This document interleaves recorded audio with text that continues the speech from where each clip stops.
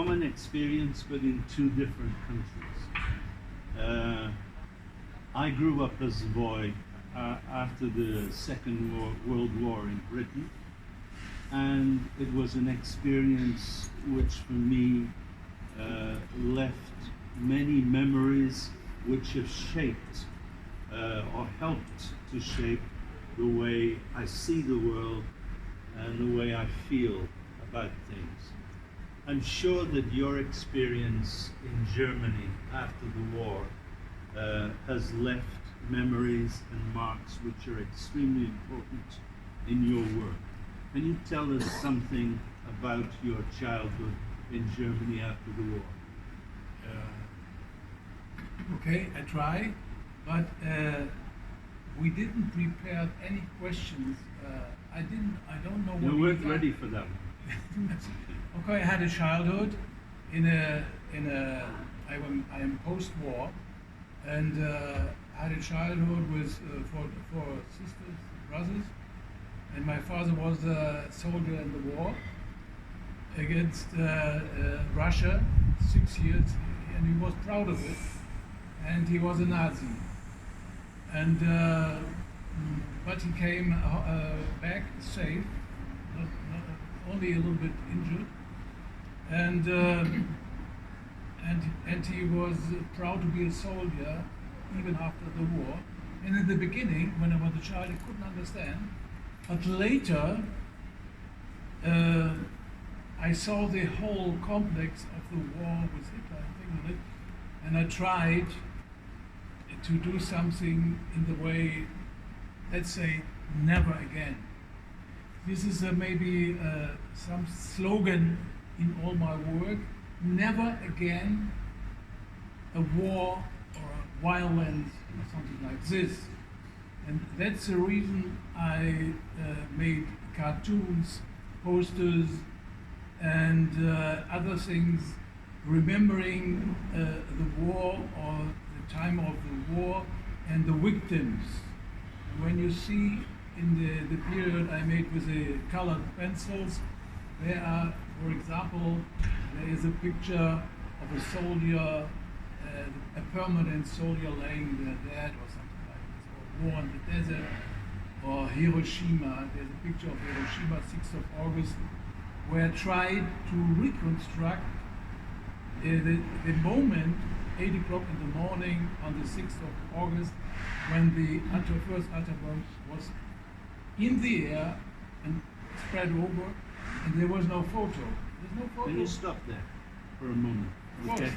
Because you're moving very quickly forward, and I want to go back to when you were, how these particular ideas developed, and how your evolution as an artist accompanied these ideas. If we go back to when you were a young boy, did you then feel that you wanted to be an artist, or was it later? Did you go to art school? Did you have a specific training as an artist? You know, when I didn't like the school. I went to several different schools. I was in the cloister to want to become a monk, a priest, things like this.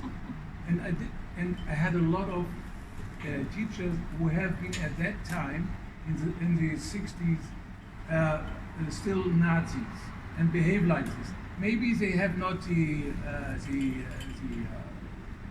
they don't say Heil Hitler, but the behavior was very, very like Nazis. And I left the schools, and I won a prize in a competition in Germany where all the pupils can join in this competition about the wall in Berlin, and I won the first prize in the school where I have been in Germany. Where was this? In Wilhelmshaven, in the north of Germany, and the prize was a big map of paintings of Impressionism. And I looked at the paintings of Van Gogh and Gauguin and put it on the wall. And from that moment, I decided, or I had the feeling, besides the school, I have to do something in art. And I copied these pictures in oil and things like this, and tried to make my own pictures. And for example, I made, these are very early pictures at that time, you know, with pencil. How old were you then? 19. And I think this is a view inside my brain or my heart, and not expressing something, just to know what's about in the world, what's going on in my head. So these are, I'm not sure what I'm doing, but when I paint this, I draw this, I have done something which I can show, or maybe it's clear for me, I did it. And I just showed some other examples. Then, so these are self-exploratory drawings. They look as though they have some link to surrealism. Yes. Were you ever interested by surrealism? I'm very interested. At that time, I went hitchhiking from my town to the biggest town, Hamburg, Düsseldorf, and so on, during the school, to see museums, to see the originals, and to learn about the things and the history of art. And for my opinion, surrealism is the end of art, of avant-garde. It's not the end of art, it's the end of avant-garde. But this is another discussion. So, with these pictures I showed you, I went to Berlin and made, when I was 20, the first exhibition I could make with these pictures, and I made my first book, which is in the vitrine. And so I decided to stay in Berlin. And it was a very exciting time too, because the time of demonstration, anti-war, Vietnam. When was this? This was in '68. And it changed my mind completely, coming from this so-called Adenauer period, which is like a was heißt Käseglocke? Käse is I don't cheese. know, yeah. The thing that covers cheese, but I don't And glass. The atmosphere. like Yeah. cheese The dome. cheese dome. Okay. Ah, right, the piece of glass. Yeah. Cheese. It was Käseglocke. Yeah, very nice. it was the atmosphere in Germany, you know, only the Adenauer period, you know, and the time, the beginning in Berlin, opened my eyes, opened everything. So I founded a commune, I demonstrated, and I was active against the war and made cartoons like this. for Okay, example. now you're touching on something which is a departure, a change. You started drawing cartoons, Yeah. but these were cartoons which were not exactly humorous this time. They weren't comic strips or something like that. You did that perhaps later, right? Or not? No, you know, I made 2 years. I learned the classics, Walter Benjamin, for example, or Marx, etc., and painted nothing. But I was still studying, so my professor said, "Where are your paintings?" You know, and he visited me in the commune 2 times in the semester, and 2 days before I painted something, showed, and he brought a box of beer, and that's it. You know. Sounds like a great teacher. Yeah, nice guy. Yeah, not just a nice guy, a good teacher. He saw my work before, and I didn't. You have to make an examen to enter the art school, and I saw these works, you know. He saw the first drawing. And he said, "You don't need an examen. You are in my class." Something Yeah, like this. That's good. Yeah, that's very good. So So you started with the cartoons then, or the No, the cartoons was after 2 years. I wanted to support the movement of the student movement and the student in the world, like Panthers or something like this. And the main aim or the main point was the Vietnam War at that time. This shocked everybody. You must imagine there have been killed 2 million people and war in the television, etc. So the enemy was not the Viet Cong for me. The enemy was the States, Nixon, etc. So I made cartoons like this. You see, this is, and it's the only one who is winning in the war is a military complex, and I made this dollars for the war, and without words, something like this. But this is the time of Vietnam. It's not of today. It's 71. So this was 50 years ago. Another one is this one, and the column of freedom is saying, "I don't want any more. I'm fed up." Like this. So this, and I on the same time I made posters because. These can be printed. These things can be printed everywhere. It's not for the museum in magazines. This was not art for museums. Yeah. This was art for the people. Yes. So what you wanted to do was to reach as many people as possible. And at this time, I remember you were reproducing these drawings in postcards. Yes. In postcards. So I used cartoons in magazines, not paid. Everybody can print, not paid. But we had a satirical magazine called Pardon at that time, and they printed some of my cartoons. But on the other side, I made posters, and I made them by myself. I had the ideas, I printed them, and I distributed them with my little car, and I put a table, and there was a festival of the syndication or something in the Ruhrgebiet. Maybe you know the expression Ruhrgebiet, no? What's that? It's an area where a lot of workers in the coal mine working at that time, Düsseldorf, Duisburg, etc. So there is where the main there is the center of the syndication. So this was agitprop. Agitprop. And I show You some, have the posters here? Yeah, I show you some examples. I've made more than 100 posters. At this time?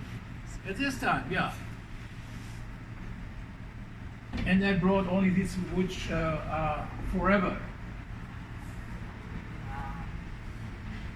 And I went there with my car in the festival, had a big table, and the people came, maybe sometimes 20,000 people passing by, and said, "Oh, this is interesting. How much? €5 or something?"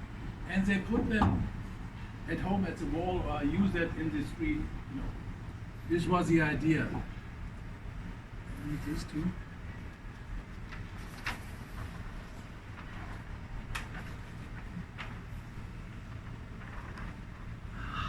It's called "Entrüstet euch." It means down with the weapons. It also says. Like de-weaponize. But no, but it's double meaning. Entrüstet. It's a double meaning. Entrüstet euch said, be against something. Fight for something. React and down with military in one word. So this, in fact, is actually a theme which goes right through your work until today, which is you are a provocateur, if you wish, in everything you do. Provocation is one of your techniques of agitprop as well as in art. But is this a provocation to say down with weapons? It's a provocation for people to think, perhaps. Yeah. This is we had there was one person in Germany at that time.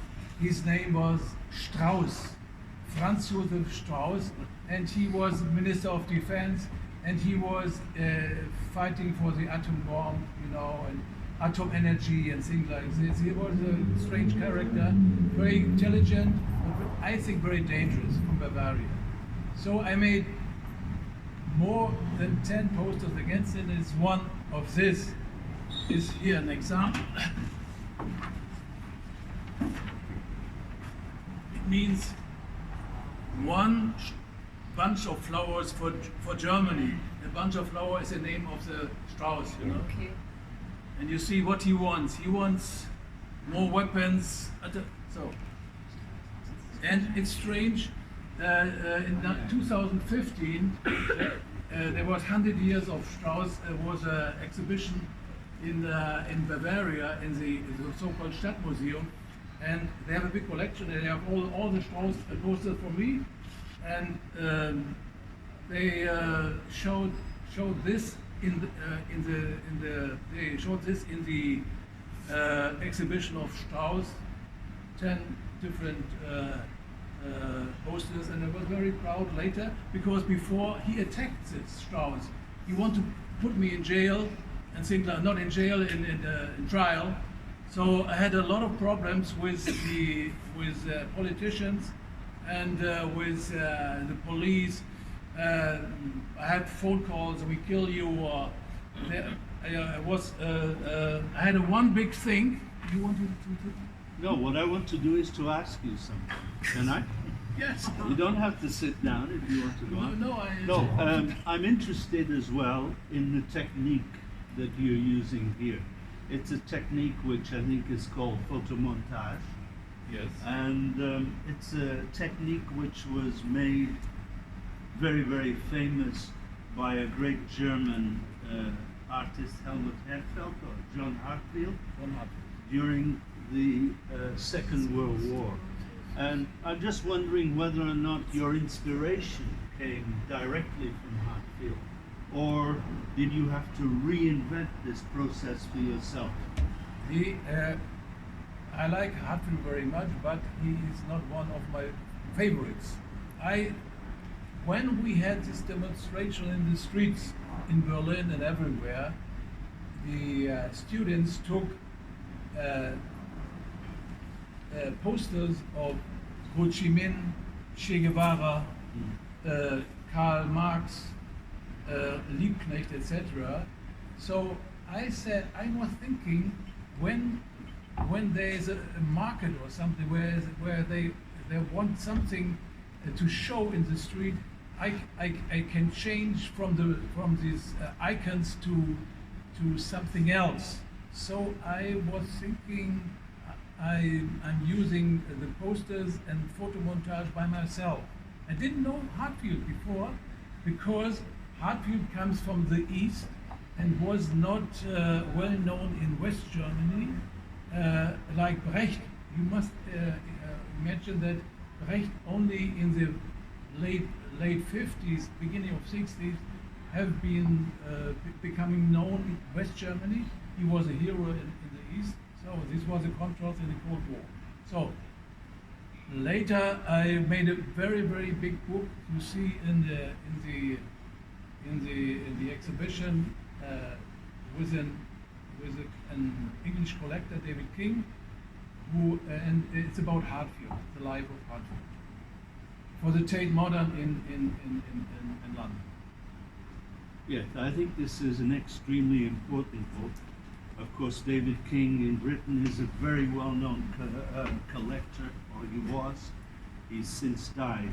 And I think it is a remarkable volume and one which shows another facet of Ernst Volland's work, which is that of a writer and publisher. Because we're talking still about the 60s and so on, when he was growing as an artist and using these techniques. But one of the things you'll notice in the exhibition is that there are a great number of books of different kinds, many of them with photographs, many of them about photographers, many of them about art.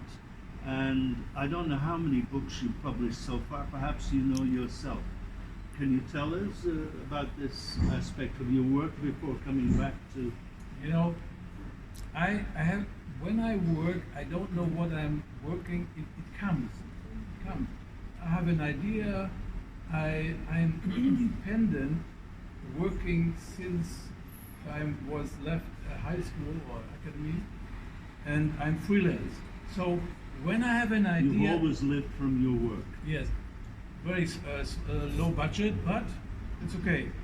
And I have an idea, and I produce this idea by myself, and I don't know if somebody is interested. So the posters, books, etc. I have an idea. So, and I'm now I'm really surprised that I had made so many books. How many? I think 100 different. 100 different books. And some are only with text I have written, but mostly are editions of myself or of others I like. For example, there's a book about a Russian photographer, very important. He's one of the most important photographers in the 20th century, and he made this icon, the flag on the Reichstag. You know, end of war. It's a symbol of end of war, the end of Hitler, the end of fascism, and it's besides the print I have from Che Guevara, from the Cuban photographer Alberto Corda. I think these both are the most important, let's say, political pictures in the 20th century. So I found this in the beginning of the 1991. I found this photographer in Moscow, very poor, in a small room, living, had a pension of 80 euros, and we met and he said, "Can you do something for me?" And now I have a collection of 400 pictures. I made 4 books. I made big exhibition in Berlin and in several countries, and made him well known. I can say it. We had a friendship. Now he is a little bit discredited because of the Ukraine war. And for example, I gave one of the prints signed by him to an auction in Germany, in Cologne, and the people said, "Oh no, not this Russian stuff." And I said, "It's a historical photo. Why do you take it? He's Jewish and he is from the Ukraine. What do you want more? He is from the East Ukraine. We don't like that." You know, it was the answer. So, but I think it's a very, very rare collection I have. But I also made books about colleagues, about cartoonists, other cartoonists, or a collection with some with a special theme. So it comes. Can I come back to this, your cartoons? Because there is one thing we haven't dealt with here, which is humor.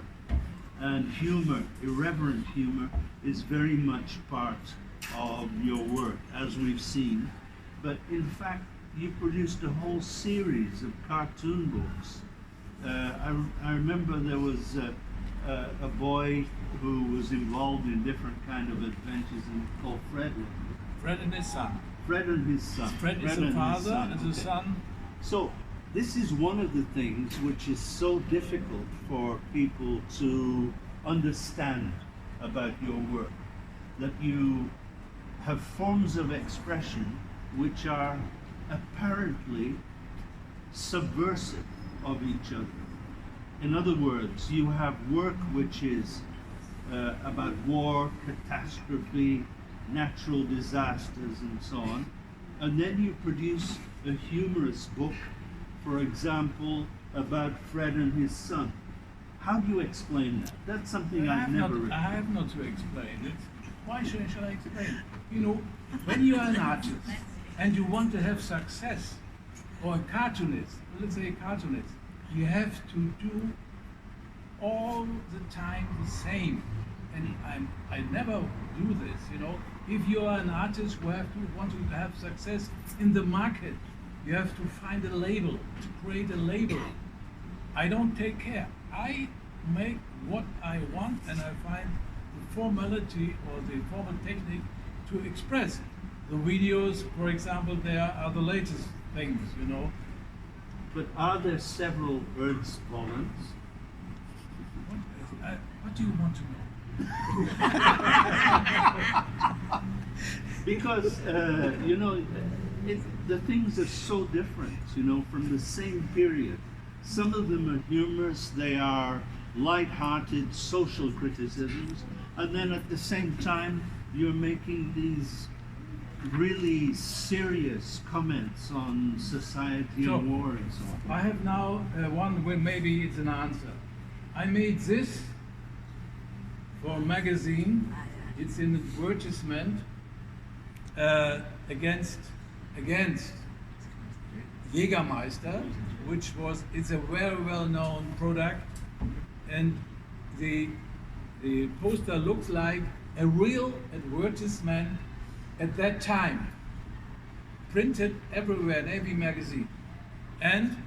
But I changed the person. The person is not a lady who is saying, I'm drinking Jägermeister while my husband loves another woman or something like this, I'm drinking Jägermeister because my dealer is in prison, it's called, and it's a 7-year-old girl.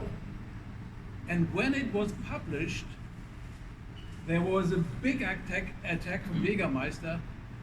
They won immediately 10,000 D-Mark at that time. And one page, later, the next issue, this advertisement is not from us. And the 10 lawyers sent letters to me and to the magazine. And we put in trial and we lost. But in the second edition, the next edition, we made this to answer. I don't drink Jägermeister anymore because my dealer is out of the prison again. If you attack somebody, you have to have courage to stand. To go on, Stand your ground. Not to say, oh, very sorry, but attack again, So, and there's another one and another one I have not here. There, for example, is a mother with a baby drinking Jägermeister in the breast, My baby likes Jägermeister. I have a lot of it inside or something like this. So, but we lost, and this, I tried to get this girl, but she became famous, and the mother said, not again, no. She's now a star in the school, and I have to find another. I found this boy who is a little bit similar. So this was discussed in a lot of magazines, in the social media at that time, teachers, social projects, and so on, against Jägermeister. And my idea was an attack against the alcohol with young people. I know it's nearly impossible because everybody's drinking, but we try. We know that we are not can change the things, but you have to den Stachel löschen. So that's you get the sting out, like to show, but like to show your strengths, to show. You have to sting, like always Push. like the bee getting their sting out. What's the problem with Jägermeister besides it's a terrible beverage? It's all True. It's all true, but what's the problem? What's the problem? Why did you choose Jägermeister beside the fact that it's a terrible beverage? Because he is the most well-known label in Germany. It's the commercial aspect that bothers you? No, I want to make an attack against alcohol and young people. So you can make something against whiskey, but whiskey is not German, or Scottish or American. So Jägermeister is, everybody knows Jägermeister in German. Like Udo Lindenberg. You know Udo Lindenberg? Yes. Yeah, no? I know Jägermeister. Singer. The singer. I met him last week. We saw. All right. We got a message. Yeah. So, but in here nobody knows it. So okay, this not only politicians, not only against the politics, also social problems, and I show some others. for example, at that time, 40 years ago, I made things like this, you know, and everybody's talking about oil and things like this and pollution and so. You make more than just And tell the truth, all these posters are now in museums. All the museums bought them who have a collection of posters, you know, of course, you know. And but at that time they have been attacked. What year did you make that shell one? In '79, Ah, okay. with the Jäger, I show now on a few. In the Jägermeister, I used the outfit of the label identically, and this they didn't like. So, but in several posters I use the advertisement label. For example, this is the Marlboro Man.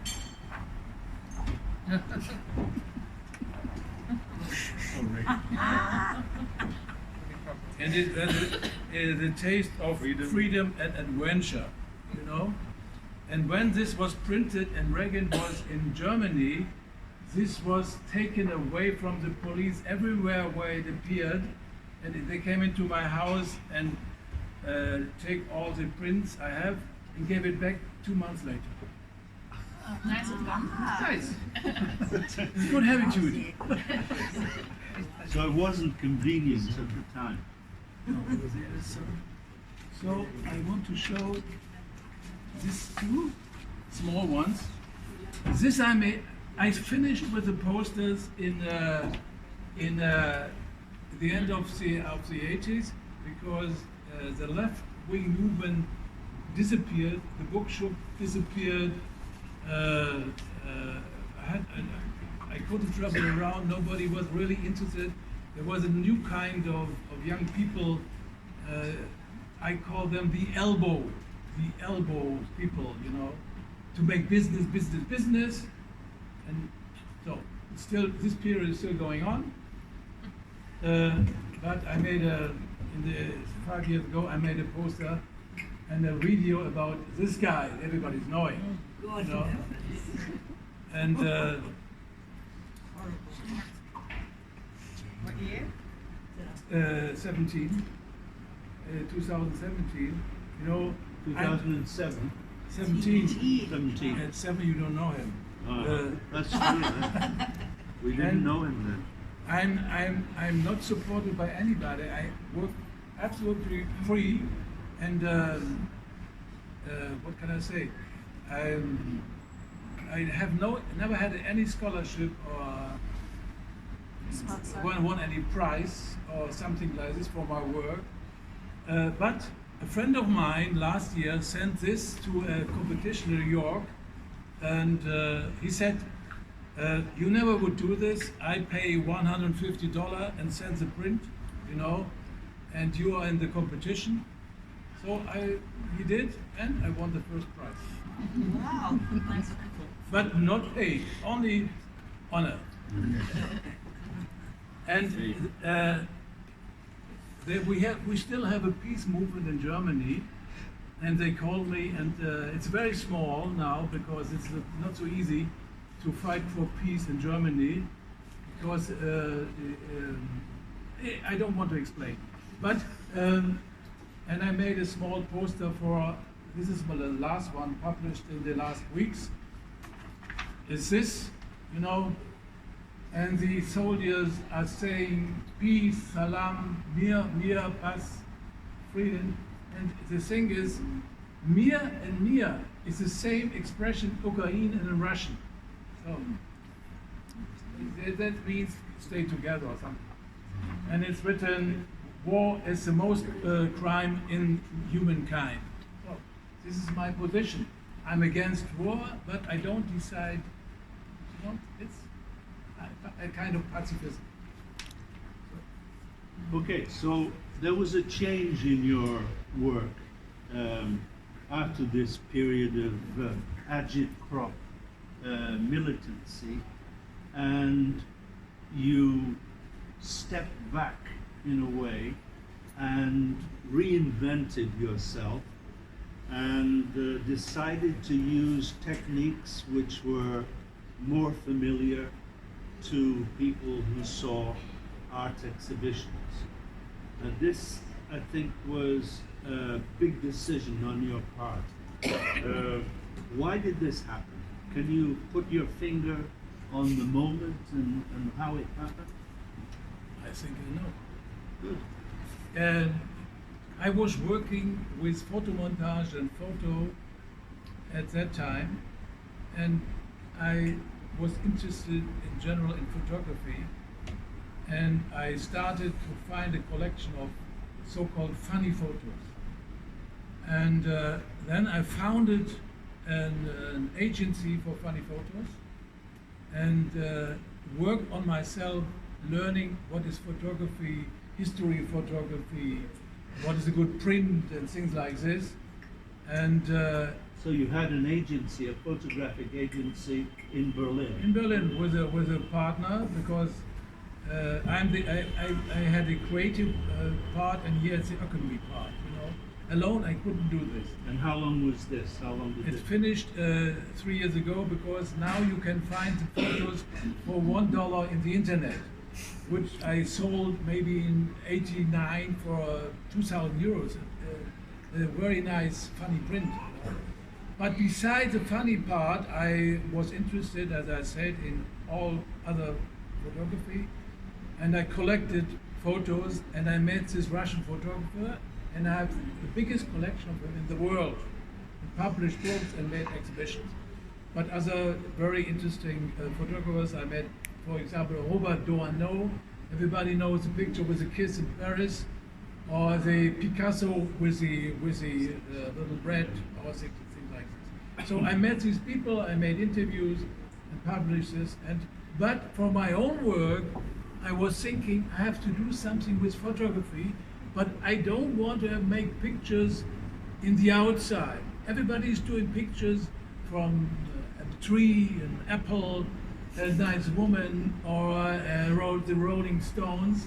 So I was thinking to go to undermine this and to go under the surface, and I found something in the dark room which I show you.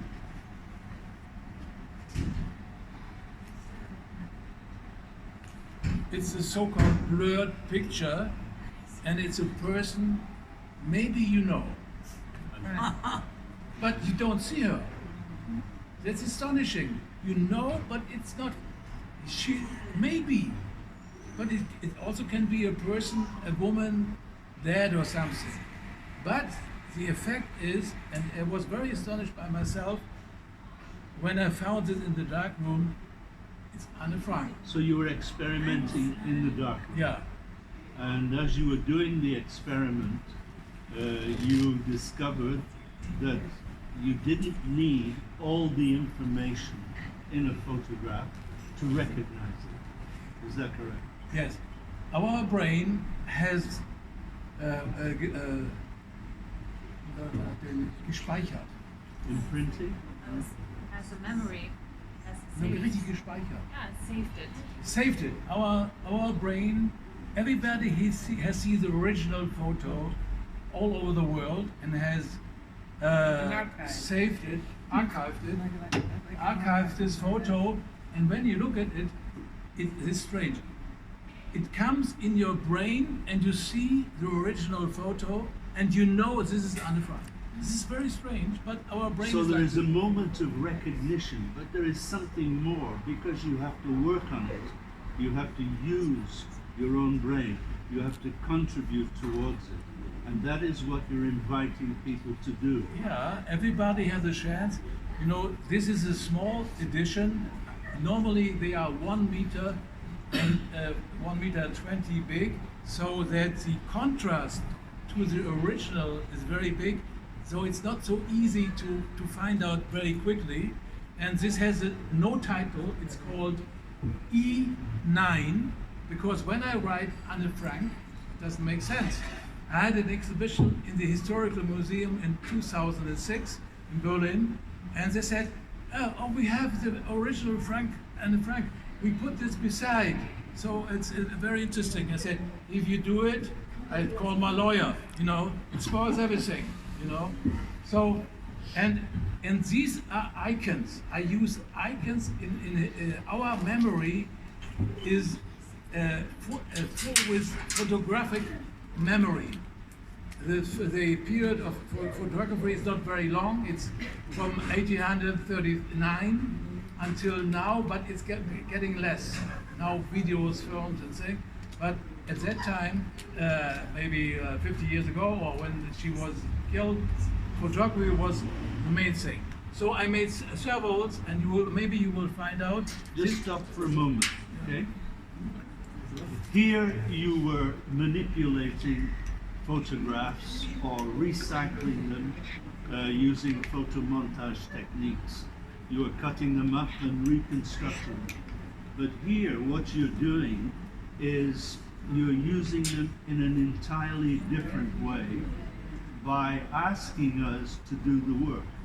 Yes. Here, these you might say were more dogmatic in a sense.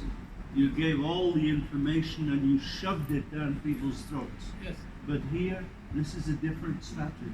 The difference is a different time. And the Different historical time. historical time, you know, these pictures belong to the collective memory and everybody knows it. But I don't know how the memory looks like in each person, but I give the chance and I have the experience. The people discuss in front of the pictures and to find out. And when I made this an exhibition with these pictures, the organizer has been called. Please, please, please! I can't get out this picture of my brain. Who is it? Who is it? You know, because I don't say this. I don't say it. This is V1. Didn't recognize it. And they call it and say, what is it? What is it? And they asked me a list, to hang a list. I said no, but I made a list, but it's under the table if somebody wants to know, only a secret. So what do you see? The naked girl in Vietnam. What? The naked girl. How do you see this? That. It's strange that everybody can see it, even it, and I think it's very interesting, even in photography, you know. But everybody wants to have photography of maybe Claudia Schiffer or something like this, and not this. The next one. It's actually very interesting that people have photographs of the places that they love.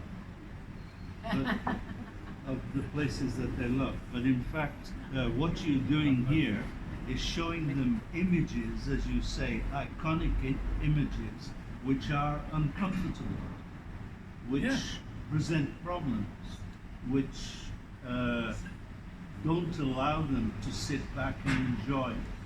Yeah, and that's right, David. Very nice point.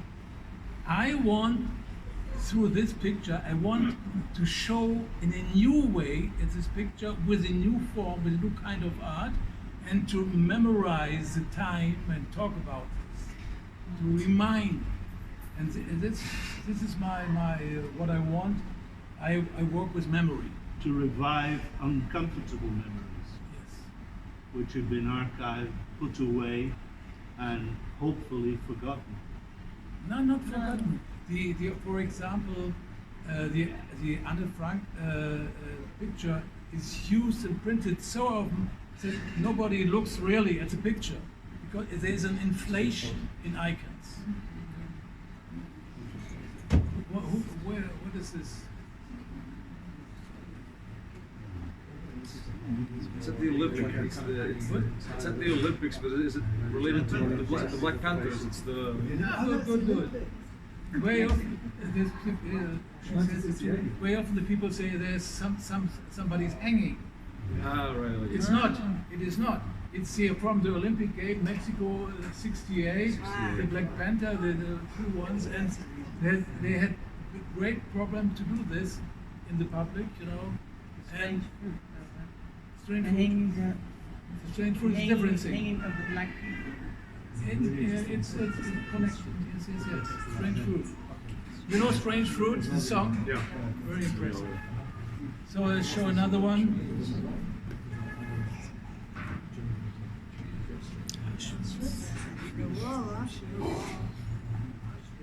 Yeah, but it can be every defense. But we know Auschwitz. We say Auschwitz because we know Auschwitz. It's in our memory forever, you know. And so I remind in this way, without words. You know, I know many pictures I have seen in my life from painters and things like this, who has written, "This is a cherry," and you see a cherry, you know. Yeah, very often the title supports the content. You don't know what you see, but the painter is saying, you have to see this. Or the opposite, ceci n'est pas une pipe. So, all this is picture, and okay. I have another one, the last one. I know it's very simple. Angela Merkel. How do you know? No, guess. von der Leyen, crazy one. No, it's my cleaning woman. You know? Okay, you know, I will. So that's it. And I have Stop 60. now? What? Are we going to stop? Or No, we don't stop. When you said that's it, what do you mean? No, that is with this period. Ah, okay. And you know, I have a question. Well, I'm going to be a little bit provocative myself now because I have problems with one or two of the images that you're showing in the exhibition and that you've just shown now, because they seem to be in total contrast with the content of the other photographs. In fact, of course, Marilyn Monroe came to a tragic end, and it's obviously important for us to remember exactly how she died and the mystery which surrounds it. But I suspect that that wasn't your intention in this case. Just as your intention when you put the flower drawings in that exhibition is not the one that I'm thinking that it is. There is nothing decorative about this. You have a different aim. What is it? You know, when the people sometimes say, I'm a political artist. I don't like this expression. It's too narrow. Political. You know what is political? You make drawings about Angela Merkel or something like this. And I have a friend who has more than 1,000 cartoons about Angela Merkel working for a newspaper. I don't like this. But to answer this, I was thinking when I started with the flowers, you know, it's allowed for me, and I'm able to do this beside all this critical work, to do something which is aesthetic or something like this. But when you look at this flower pictures, you see it's very dark, and there is let's say, dramatic in the darkness. It's not nice flowers, pretty flowers, usually you see in the garden. There's something behind. So it's a mystery or something, and it's the same like here, you know. Who is it really Marilyn Monroe? Who is it? You know, Who was Marilyn? Yeah, tragic. You said, okay, it's working. This kind of work is only with the icons.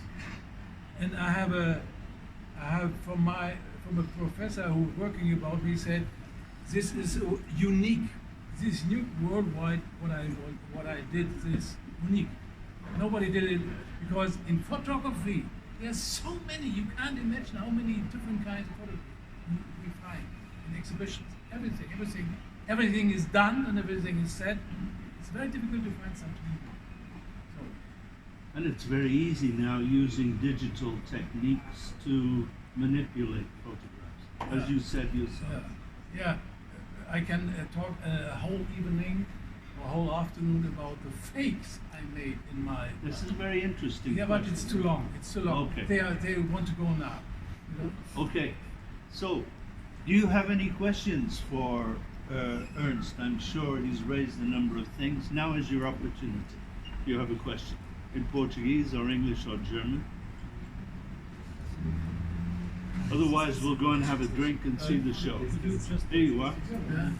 please just tell us a little bit more about your friendship with Alday? We make this later. Okay. No, but I have a last period. But the colored pictures in the exhibition, I'm working also with historical material, but aesthetic. It's very aesthetic. You see, you look, and they say, "Oh, it's nice," first, and then you, what is this? Oh, Hiroshima. Oh, I didn't know something like this. And but I started some years ago, 4 years ago, a very nice period without any politics, you know, and any critical. I want to show you because I want to bring fun to the Are you people. becoming soft in your old age? No, but I am allowed to do this and insist. Of course you are. And I made all these pictures in Portugal. Okay, before you show that, I need to comment on this. Okay, I said at one point, and I think it's very important, and Ernst has used this expression several times. I'm allowed to do it. You sound like a naughty boy, you know, sometimes when you say that. That you are free, and you want to show that you're free to experiment and do whatever you wish. Of course you are. Yeah, That's clear. Okay, but what I've tried to show throughout by the questions I've asked is that there are several Ernst Vollands. There is the tough, agit-prop, militant. There is the sensitive, aesthetic artist of the later years. The expression I used was Goyesque. In other words, the seriousness of Goya in his late stage with his dark paintings and so on. But there is another side to Ernst Volland, a kind of light relief, an Ernst Volland who occasionally escapes and shows his funny side. Now you can show the picture. Okay? Okay.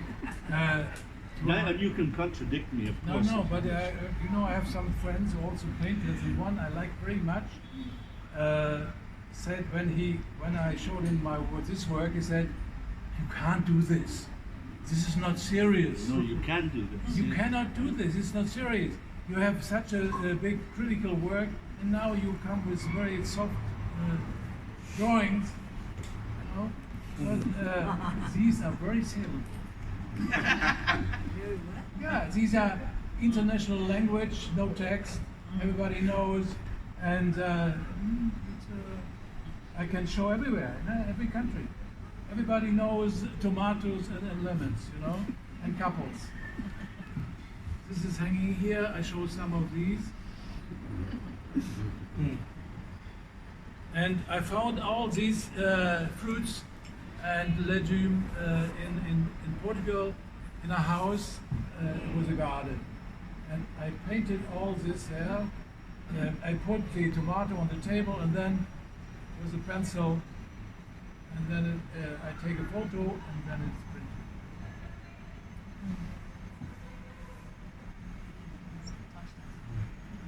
And they are much cheaper than the others.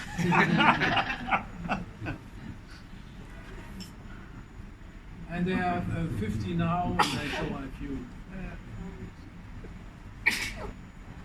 Any more questions before we wind up? Yes, gentleman over there. Yeah. Today people are talking very much about cancel culture because what is happening. Cancel culture.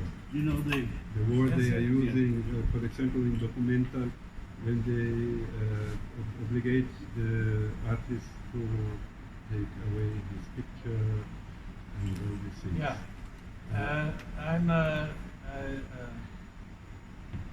I'm not very interested in the official art market.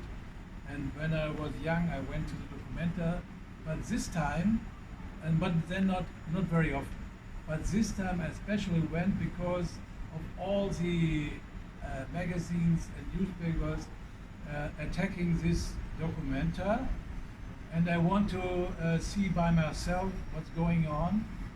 And the problem is, in Germany, we have, as to come to the beginning, we have this, I don't call it period, we have this dark side of nationalism and Hitler now. These things will never end, and we have to take an eye on it.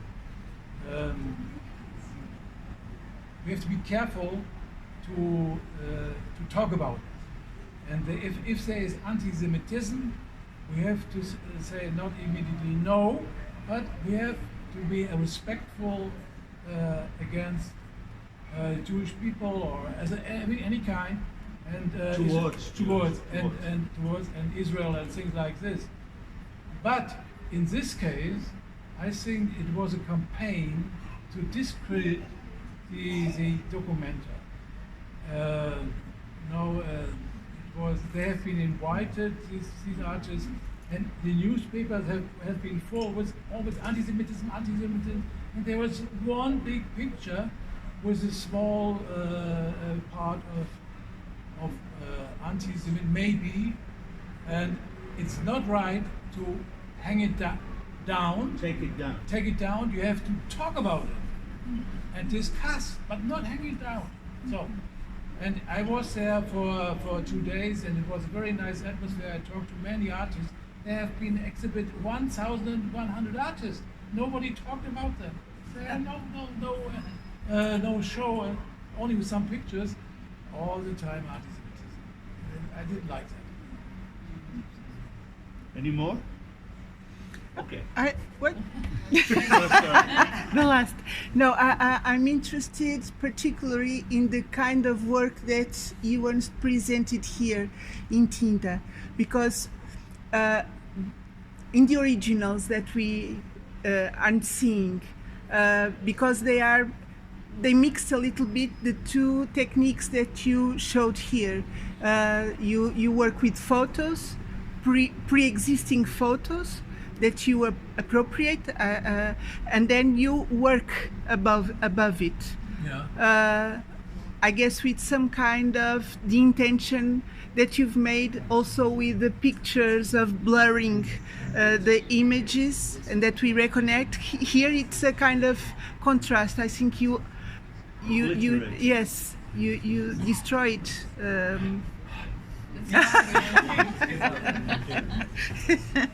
It's the dinner. Usually they are very, very big, and it's hard work to produce them with these little pencils. You know, I have a big table with 1,000 of pencils, but I like this is all. This is brain. The dark photos. This is brain in the dark room. But this is action, you know. I didn't know what is in the end coming out. I like that, you know. So it's a kind of expression. Expression. I only know 2 or 3 artists who are working with these small pencils. It's a material for children. Mm-hmm. So, but I found it and created. So, but we decided to make the exhibition with this. It was a good idea because I started to print them before the exhibition. When I was here with David and Anna, what can we show? And so I printed, and they looked at the prints. I said it's good, and now the result. The other ones are too big, but maybe I will get a very, very, very big exhibition in Lisbon. I can show, but I don't think. Thank you, everybody, for listening so attentively, and I hope we haven't bored you at any point. Thank you very much. Thank you. Thank you both.